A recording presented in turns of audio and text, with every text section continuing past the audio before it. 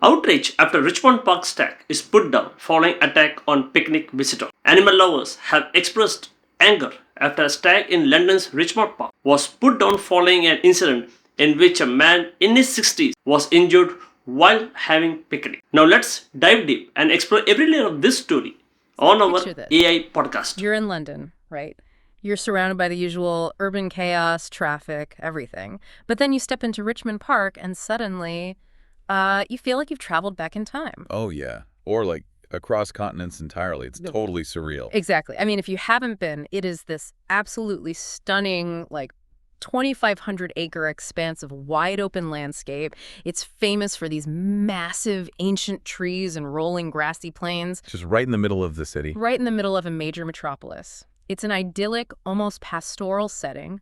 So it's around 6 o'clock on a Saturday evening, late summer, right near the popular Roehampton Gate. Oh, very busy spot. Super busy. The weather is perfect. A man in his 60s is, he's just setting up a peaceful picnic with a group, doing what thousands of people do to unwind on the weekend.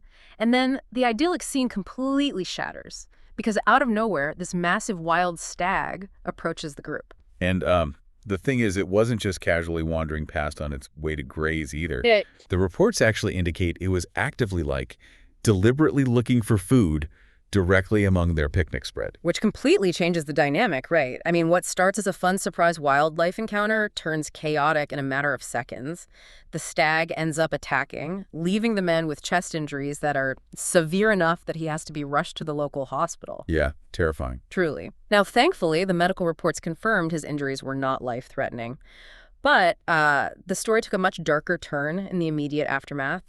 The Royal Parks Authority released a statement confirming that the stag had to be put down. Wow. Yeah, they deemed it an active, direct danger to visitors. And, I mean, that decision instantly ignited an absolute firestorm of public outrage, just all across social media and in the press. Okay, let's unpack this.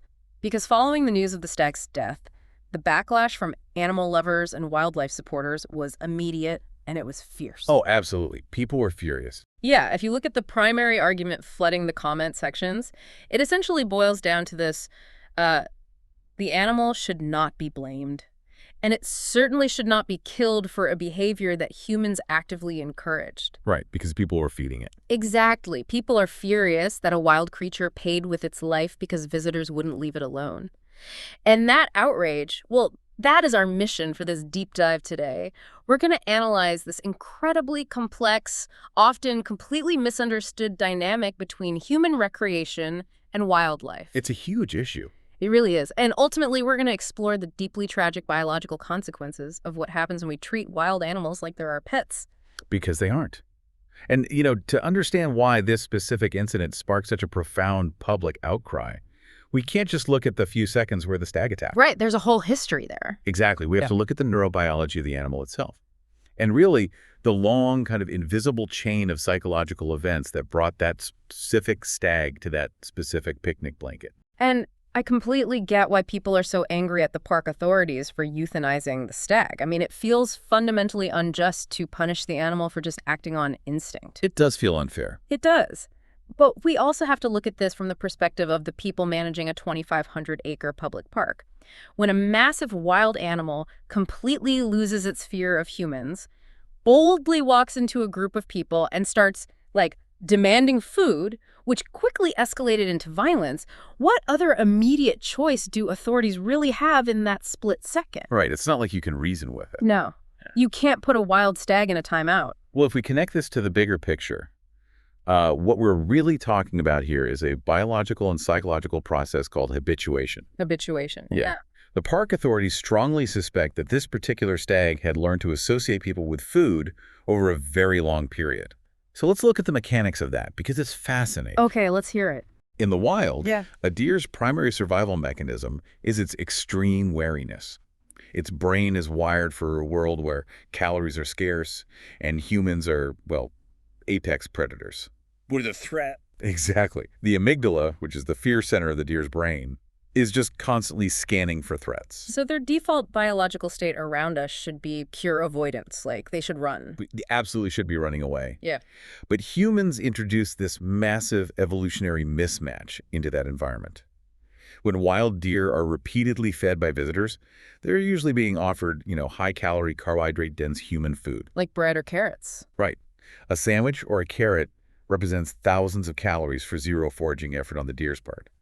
When the deer eats that, its brain receives a massive spike of dopamine. Oh, wow. Yeah, and dopamine is a really powerful reward neurotransmitter. So the reward center starts battling the fear center in the brain. You hit the nail on the head, and the reward center eventually wins. Yeah. The dopamine hit physically overwrites the natural fear response. That is wild. That is habituation in action. They undergo this actual neurological rewiring, where they learn that a human doesn't mean danger. A human means a jackpot of easy calories. So it's basically addiction. Sort of, yeah. Yeah. Over time, that wariness completely erodes. They cross the invisible boundary, and they begin to actively approach visitors, just seeking out that next dopamine hit. That makes the behavior make a lot more sense. But the sources also highlight a really crucial biological factor that made this specific weekend even more of a powder keg. We aren't just talking about a hungry deer here. No, we definitely aren't. We're talking about the time of year. Yeah, the timing is critical. It's the transition into autumn, which is the deer mating season. It's commonly known as the rut. Right, the rut. I've heard of that. During the rut, the physiology of a stag undergoes just extreme changes. They are absolutely flooded with testosterone. Oh, boy. It actually alters their physical bodies. Their necks swell up, their vocal cords change to produce these deep, intimidating roars, and they are biologically driven to be highly territorial. I've always heard they get aggressive during the rut, but what does that actually mean on a behavioral level? Like, are they just walking around looking for fights?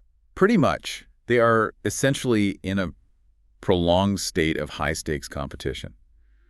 They often stop eating entirely during this period. Wait, really? They stop eating? Yeah, they focus exclusively on mating and fighting off rivals. So their tolerance for anything intruding on their space drops to absolute zero. You have an animal that is already in a heightened state of agitation due to this hormonal flood. It views everything around it as either a threat or an obstacle. And then you combine that hormonal aggression with the habituation we just talked about. Exactly. It's a recipe for disaster. You have an agitated, testosterone-fueled stag that has zero fear of the humans it's approaching.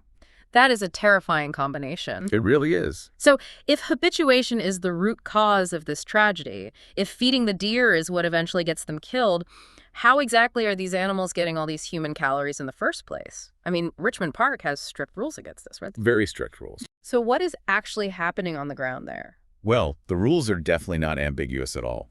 The official guidelines for Richmond Park, and nearby Bushy Park too, are explicitly clear. Visitors are mandated to maintain a distance of at least 50 meters from the large herds of wild deer at all times.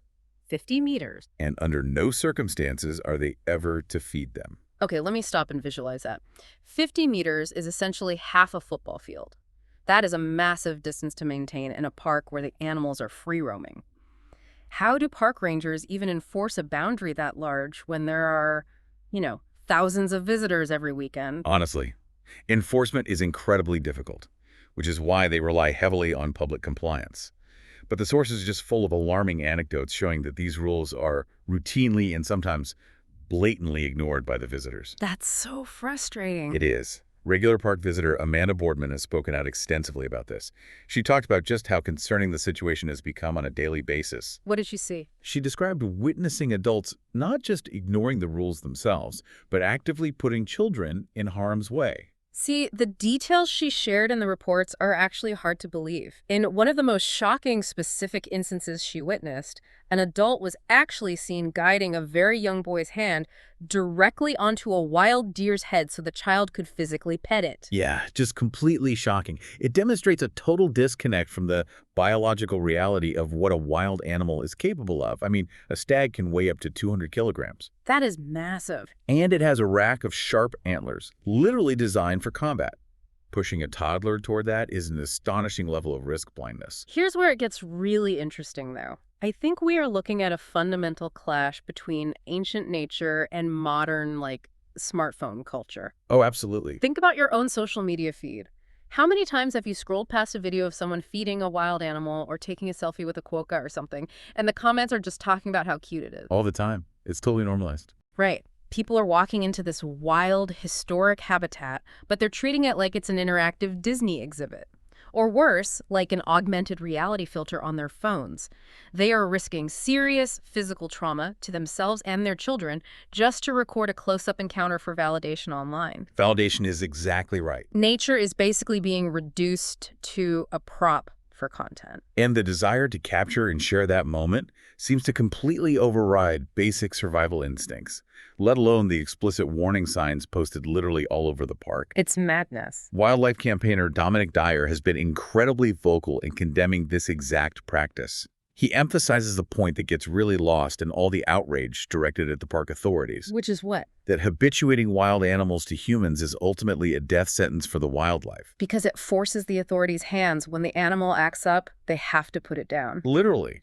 Dyer points out that the dead stag is the ultimate proof of this behavioral cycle. The humans wanted a magical Snow White moment with nature. They offered a snack, they got their photo, and they walked away. But the animal is the one that absorbed the long-term consequence of that interaction. By trying to get close to the wildlife out of a sense of affection, or just curiosity, the visitors are systematically destroying the very wildness that keeps those animals safe from culling. It's a completely asymmetrical transaction. The human gets a nice photo and a few likes, and the deer gets a neurological behavioral change that eventually leads to a lethal injection. That's the harsh reality of it. So since we know this human instinct, to get a good picture or to feed a cute animal is actually a lethal combination for both parties, we really need to talk about the practical side of this. What exactly should you do if you find yourself face-to-face with a wild deer? Because it does happen. Right. Despite the 50-meter rule, encounters do happen, especially when the animals are habituated to seek us out. Yeah. So the Royal Parks has issued very clear, surprisingly simple advice for anyone visiting. The baseline is obvious. Do not approach, do not feed, and stay your 50 meters back. Seems easy enough. But if a deer unexpectedly approaches you, say you're just sitting on a bench or having a picnic like the man in his 60s, and the animal initiates the contact, there is a specific protocol for de-escalation. Which is vital to understand, considering how fast things escalated from a picnic to a hospital visit. Exactly. First, you must immediately hide any food and food packaging from view. Hide it? Yes. Put it inside a bag or behind you, entirely out of sight. Once the food is hidden, you need to slowly move away. Do not attempt to interact, do not reach out to touch it, and absolutely do not pull out your phone to photograph it. Just hide the food and create distance. Wait, let me stop you there. Because if a 300-pound animal with giant antlers is walking aggressively toward my picnic basket, my survival instinct is to throw the sandwich in the opposite direction and run away. Sure, that makes sense on a human level. Right. Or at the very least, drop the food so the animal focuses on the meal instead of me. You're telling me I have to actively hold on to the food, hide it on my person, and walk away. That sounds completely counterintuitive to avoiding an attack. I know it does.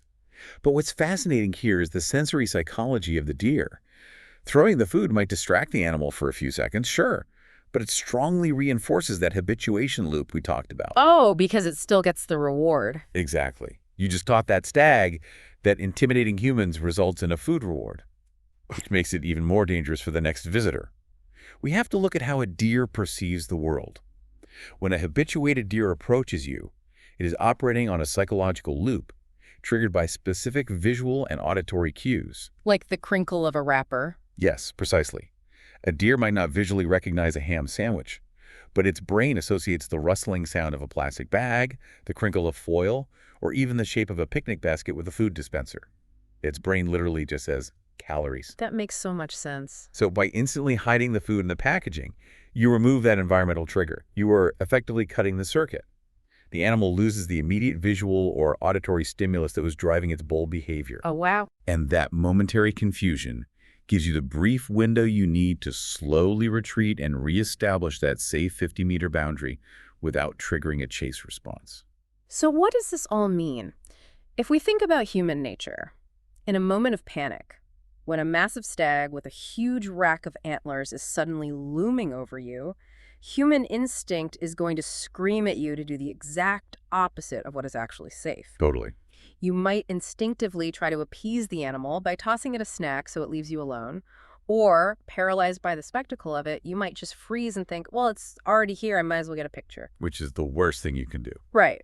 But actively overriding your own instinct, hiding the food and backing away is literally the only way to save both yourself from severe injury and the animal from being designated a threat and put down.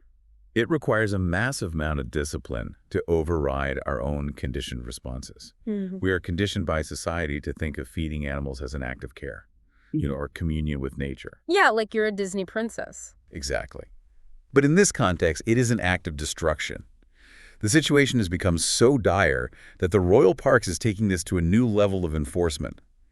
They are actively pleading with visitors to report anyone they see deliberately interfering with the deer. Like snitch on people feeding them. Basically, yeah. They want people to speak up and alert authorities if they see someone trying to pet, feed, or crowd the herd.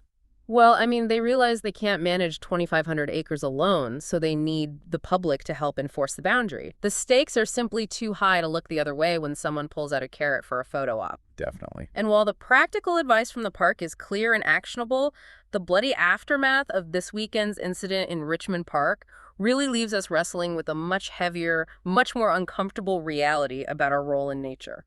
It forces us to take a really hard look in the mirror regarding how we interact with the natural world. Yeah. The overarching theme here is a profound tragic irony. The people who are breaking the rules to get close to these deer, the people handing them sandwiches and bringing their toddlers up to pet them, these are almost certainly people who consider themselves huge animal lovers. I'm sure they do. They want to connect with nature, but by prioritizing their own desire for connection over the animal's biological needs, they are quite literally loving these animals to death. The man in his 60s who was attacked is incredibly fortunate to be recovering. Oh. But the stag paid the absolute ultimate price for decades of human ignorance. And this raises an important question. It's really the core philosophical dilemma at the heart of the public's outrage. Which is? Should a wild animal be killed after becoming habituated to humans, when that behavior was undeniably encouraged by visitors in the first place? I mean, is it justice to execute the animal for crossing a line that humans spent years erasing? Man, that is a heavy question. And it doesn't have an easy answer, especially when park authorities are forced to make split-second life-or-death decisions to protect human life. But it's exactly why the Royal Park's ultimate plea is so urgent right now.